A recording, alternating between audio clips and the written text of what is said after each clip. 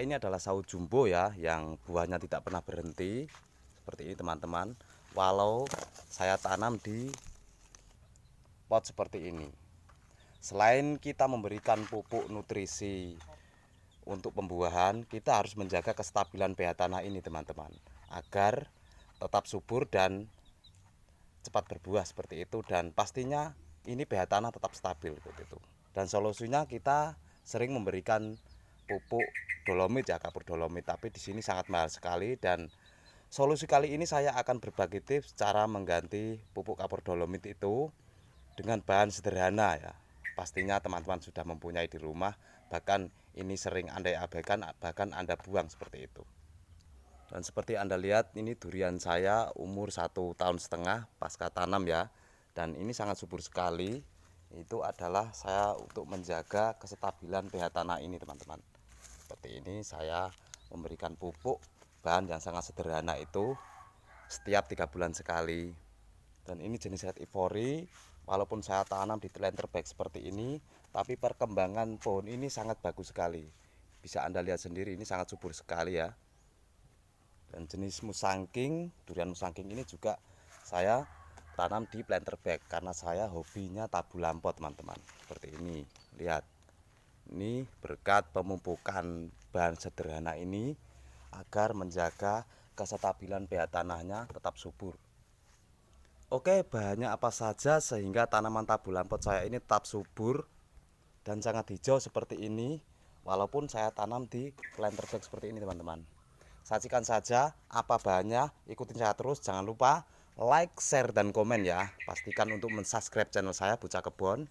Ikutin saya, jangan di skip, supaya Anda tidak gagal paham cara merawat tanaman tabu lampot seperti itu. Oke, seperti inilah bahannya teman-teman. Dan ini adalah abu arang atau abu kayu ya, yang sudah lembut. Ini bukan arang sekam tapi abu kayu. Ini sangat cocok untuk menetralkan pH tanah pada tanaman tabu lampot atau media tabu lampot kita. Ini seperti sudah terbiasa saya lakukan, adalah nomor 1 abu ini. Dan yang kedua, saya manfaatkan roti basi seperti ini teman-teman, roti yang sudah berjamur seperti ini. Ini sangat cocok, roti ini kandungannya sangat banyak sekali teman-teman, bagus untuk tanaman.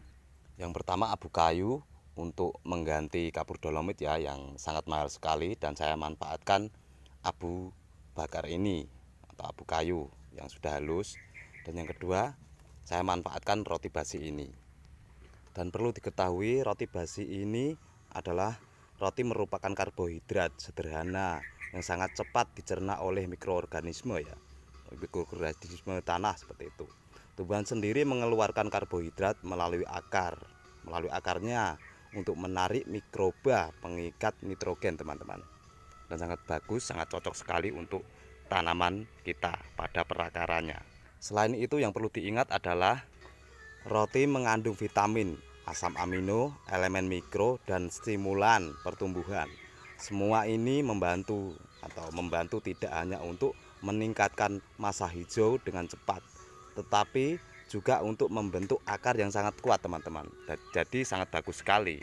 Makanya saya manfaatkan roti basi ini untuk mencampur dengan arang sekam seperti itu. Oke, bagaimana peracikannya? Ikutin saya terus.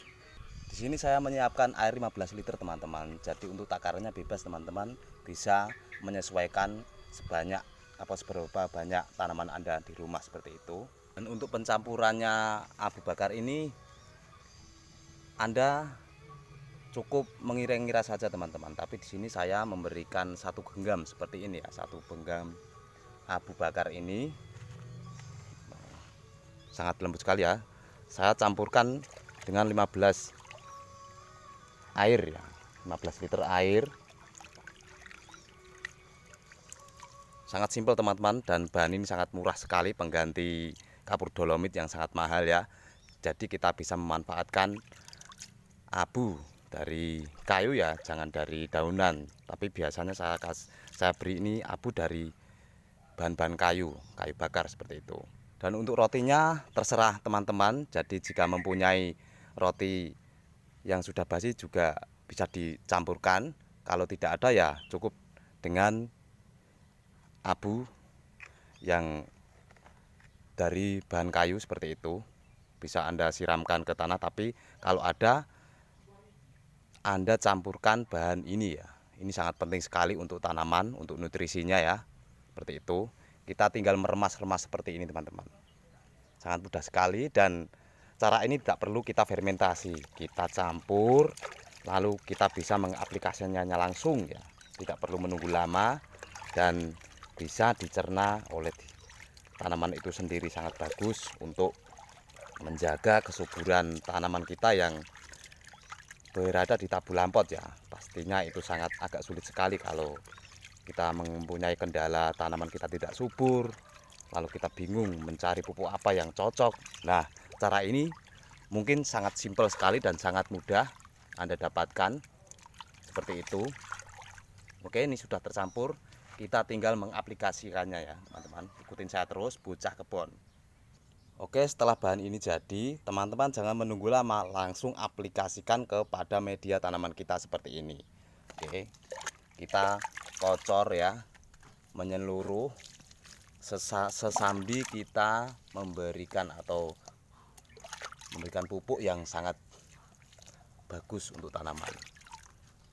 Anda bisa mengira-ngira saja ya teman-teman untuk takarannya.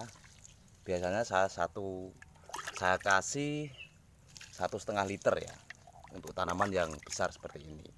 Itu berarti 3 gayung untuk takaran gayung ini teman-teman. Seperti ini, menyeluruh. Teman-teman, ini sangat bagus sekali, mempermudah pemupukan tanaman Tabu Lampot kita di rumah agar tetap subur dan tetap hijau ya. Pastinya biar cepat berbuah. Kalau untuk pembuahan bisa kita tambahkan nutrisi POC organik untuk perangsang buah. Itu sudah ada di tutorial saya di video sebelumnya teman-teman. Dan jika Anda memberikan pupuk ini 3 bulan sekali, insya Allah tanaman Anda tidak pernah layu atau mengering atau tidak terlihat subur ya. Pastikan tetap subur seperti ini teman-teman. Oke, akan saya habiskan untuk tanaman Tabu Lampot saya biar tetap subur. Lakukan ini 3 bulan sekali atau sesuaikan kondisi tanaman Anda. Dan ini jenis durian musangking teman-teman. Walaupun saya tanam di planter bag seperti ini, pohonnya sangat subur sekali berkat pemupukan rutin dengan bahan-bahan sederhana seperti itu. Oke, mungkin cukup sekian tips saya kali ini untuk mempersubur tanaman pada Tabu Lampot supaya tetap subur ya, dan media tetap stabil untuk nutrisinya dengan bahan-bahan tadi yang sangat sederhana. Cukup sekian. Wassalamualaikum warahmatullahi wabarakatuh. Ikutin saya terus, bocah kebon. Salam sehat, salam hijau pastinya.